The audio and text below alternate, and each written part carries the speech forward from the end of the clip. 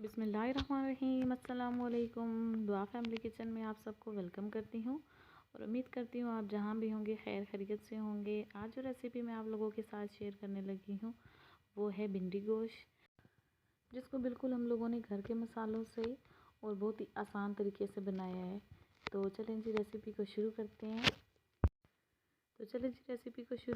Recipe को शुरू करने के लिए सबसे पहले मैंने कढ़ाई में ऑयल डाल लिया। ऑयल हम लोगों का तकरीबन गर्म हो चुका है, तो अब उसमें मैंने भिंडी डाल दी थी। तो भिंडी को मैंने तकरीबन आधा काट लिया था, जिसको मैंने थोड़ा लंबा रखा था। बिल्कुल छोटा छोटा नहीं काटा था, क्योंकि छोटा छोटा काटने से ये टूट जाती है, तो टूटी हुई बिल्कुल अच्छी नहीं लगती। तो इसीलिए मैंने इसको थोड़ा बड़ा ही काट लिया था।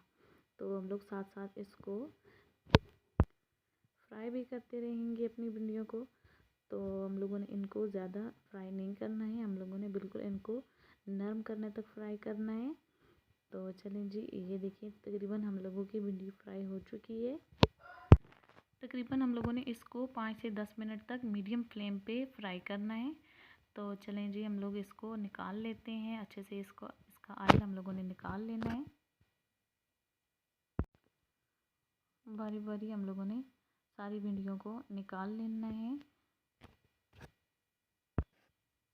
तो चलें जी, चलते हैं नेक्स्ट स्टेप की तरफ। तो जिस ऑयल में मैंने भिंडियों को फ्राई किया था, उसी ऑयल में मैंने गोश्त डाल लिया था। गोश्त को मैंने पहले उबाल लिया था। गोश्त मैंने इसमें आधा किलो के करीब लिए। अब साथ ही मैं इसमें ऐड कर लूँगी प्याज मैंने एक बड़े साइज़ की ले ली थी, जिसको मैंने काट लिया था लंबा लंबा करके।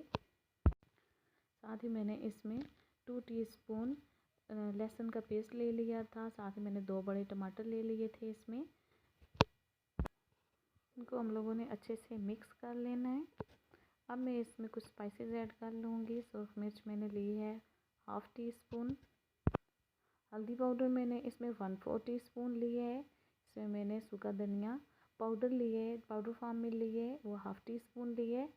मैं इसमें ऐड कर लूँगी ज़ीरा और काली मिर्च मैंने साबुत इसमें ऐड की है 1/2 टीस्पून के बराबर। अब मैं इसमें ऐड कर लूँगी अदरक पाउडर, और साथ ही अब मैं इसमें ऐड कर लूँगी नमक मैंने 1/2 टीस्पून लिए।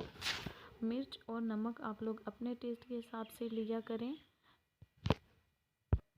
किसी को खाने में तेज़ मिर्ची नहीं अच्छी लगती, तो आप लोगों ने अपने टेस्ट के हिसाब से लेनी है।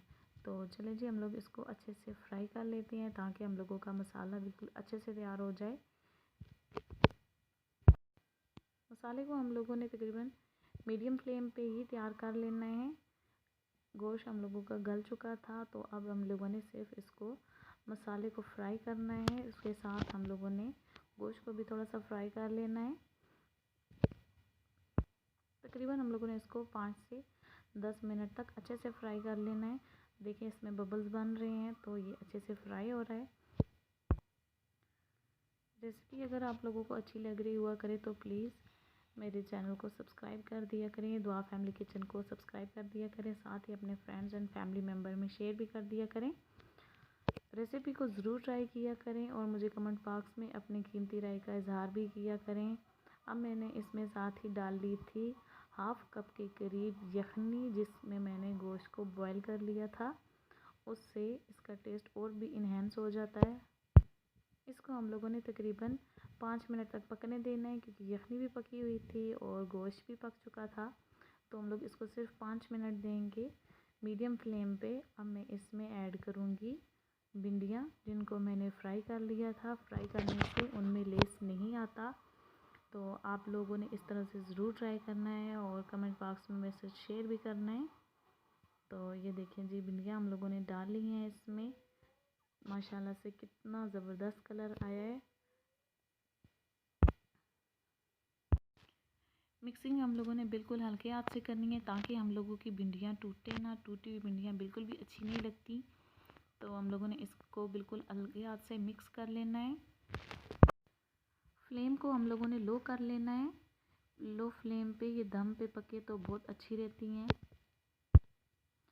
हम लोगों ने इनको 5 मिनट के लिए छोड़ दिया था। अब ये देखिए जी, माशाल्लाह से हम लोगों की भिंडियों का कलर कितना खूबसूरत आया है। एक भी भिंडी टूटी नहीं है اور کتنی زبردست لگ رہی ہیں ہم لوگوں کی بھنڈیاں، بالکل تیار ہو چکی ہیں کھانے کے لیے۔ تو چلیں جی سرونگ ڈش میں نکال لیتے ہیں۔ تو یہ دیکھیں جی ماشاءاللہ سے کتنی پیاری لگ رہی ہے ہم لوگوں کی ریسیپی۔ تو ریسیپی کو ضرور ٹرائی کرنا ہے، میرے ساتھ شیئر بھی کرنا ہے۔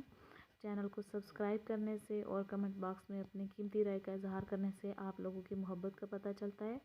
تو آپ لوگ جہاں بھی رہیں ہیپی رہیں، ہیلتھی رہیں اور دعاؤں میں یاد رکھیں۔